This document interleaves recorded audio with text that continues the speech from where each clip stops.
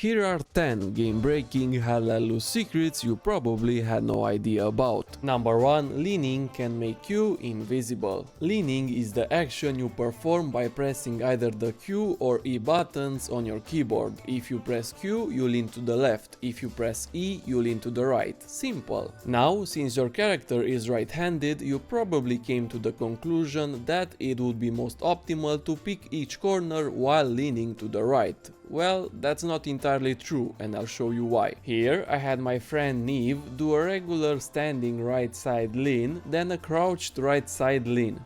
Alright, lean to the right. Perfect. Now go down, crouch, and lean. Perfect. Now, watch what happens when Neve does a left side lean while standing and while crouched. Alright, lean to the left. Perfect. Now go down. Lean to the left again. Do you see me? Yes. Oh, that's insane. As you can see, if you lean while crouch picking the left side, you are almost invisible to enemy players. Maybe this explains some of the "where the hell did I get shot from" moments. Number 2. The church tower has a secret. There are 2 identical churches in Hal-track. One is on Carrington and one is on Omaha Beach. We all know how fun it is getting up in the church tower and gunning down enemy players with a machine gun or sniping with a sniper rifle. The thing is, not many people know that the church tower has a little secret. Go to this side of the tower and jump on this small ledge here. Position yourself facing this opening, then press spacebar, and just like that you're on the roof of the church. Just be careful because you will probably get injured and have to use a bandage. If you practice this enough, there is a chance that you could land on this part of the roof and not take any damage. One thing that I have to mention is that you can only use this part of the roof. The front and right side seem to be blocked off by invisible walls. Now, like I said, because both churches are identical, this trick works on both Carrington and Omaha maps. Happy sniping. Alright, come on. Like this and like... Oh!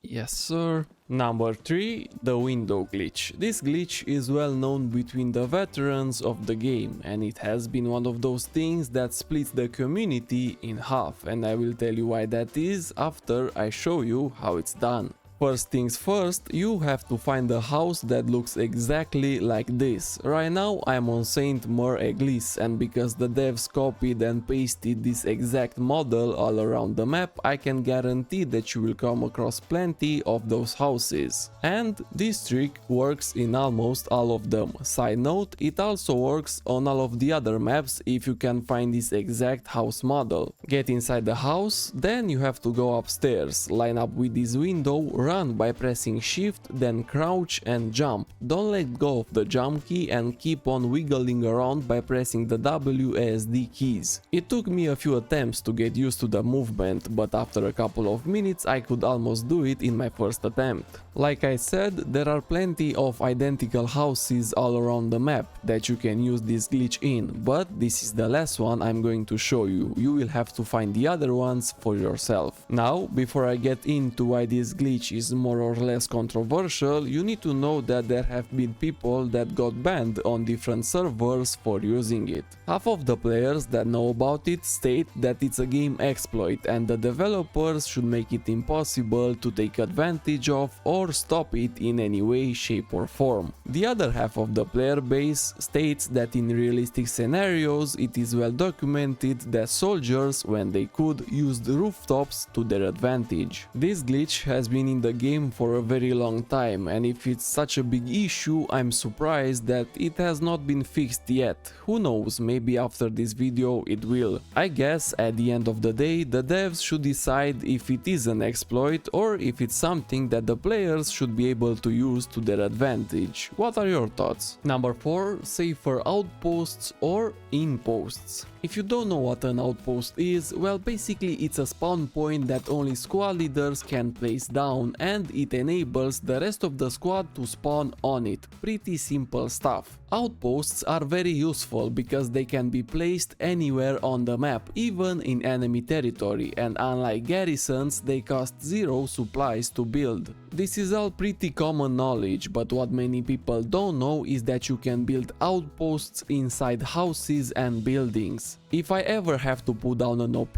and I find myself next to a house, I love going to the top floor and placing my OP in the attic. Yes, enemies can still take it out if they get close to it, but it's impossible to spot from a long distance, and in case things get heated, my squad mates when they spawn will have cover inside the house. Now, I will mention that this trick doesn't work in every single house in the game, but for example, I'm on Saint Mer again, and out of the 4 houses and buildings that I tried to place my OP in, there wasn't one that didn't let me do it. So, if you ever need to place an outpost down and there is a building next to you, give this a try, but be aware because the outpost will turn into an inpost. See what I did there? Number 5. Disabling half-tracks. For new players, half-tracks are a mobile spawn point. They can be driven anywhere on the map and they act like a mobile garrison. Half-tracks are very useful but also very fragile. One round from a tank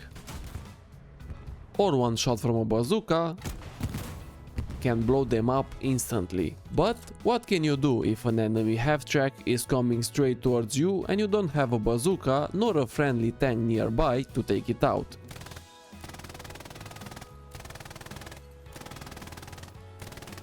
Well, machine gunners can kill half-track drivers. Yes, this is possible. A well-placed bullet in the small window slit will kill the driver and stop a half-track dead in its tracks. From there, of course, you can guard the half-track and get a squad member with a satchel or a bazooka to come and blow it up. Or you can tell your squad leader to radio a friendly tank to come and destroy it. I do want to mention that this is very hard to do, but not impossible, and also after many tests I am pretty sure that you can only kill the US half-track driver, because the window slit for the German half-track is a lot smaller.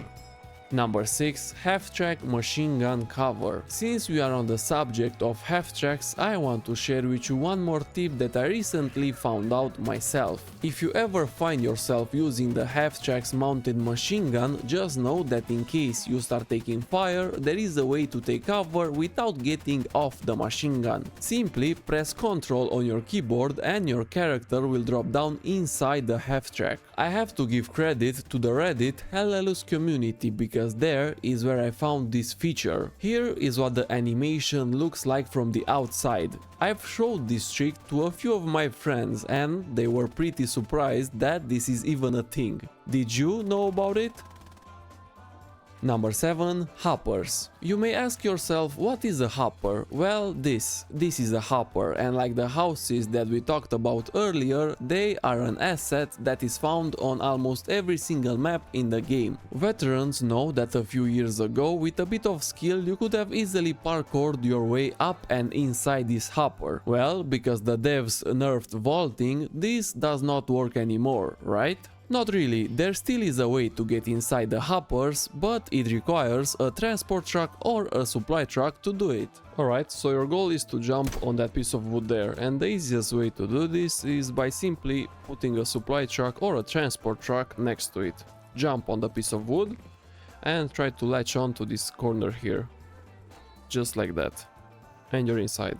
Why would you want to get inside of the hopper? Well, one, because as a recon player it proves to be a really good vantage point and players usually don't expect anyone being inside them. And the second thing is that as a machine gunner you can easily mount your machine gun anywhere on the edge of the hopper and rain down hell. Just please don't run around stealing transport and supply trucks to do this. Just ask people nicely to help you with the jump before they drive the trucks off. Number 8. Remagen Bridge. Remagen is a well-known map by every single Hellelus player, and it stands out a lot from the other maps because it has something unique. The map is split in half by the river that runs across it, and the only way you can walk from one side of the map to the other is by crossing this bridge. That being said, usually the heavy fighting on this map is centered around this bridge and crossing it becomes almost impossible. And of course, this is the part where I show you an easier way to cross it. If you are on the US side, get under the bridge and run all the way to the end of this catwalk.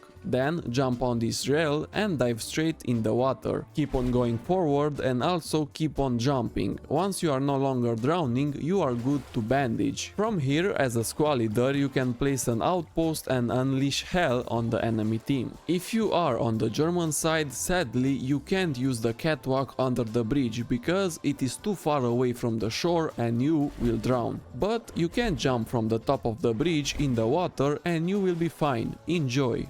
Number 9. Exiting tanks. This tip is really important to know if you enjoy playing as a tanker. It doesn't matter which side you enter a tank from, you will always exit on the right side of the tank. What matters though is the way you enter a tank. For example, if you enter a tank while prone, you will exit the tank prone. If you enter while crouched, you will exit the tank crouched. And if you are wondering where you will exit the tank if the right side is blocked, well, surprise surprise, you will exit the tank on the left side. Number 10. Trees. Yep, you read that one right. A lot of players seem to have no idea that you can climb trees in this game. Not all of them of course, but the ones you can require a little bit of patience and persistence. Now, before you guys come at me with forks and torches, no, I do not condone camping, but this can help squad leaders and commanders gather intelligence from the battlefield.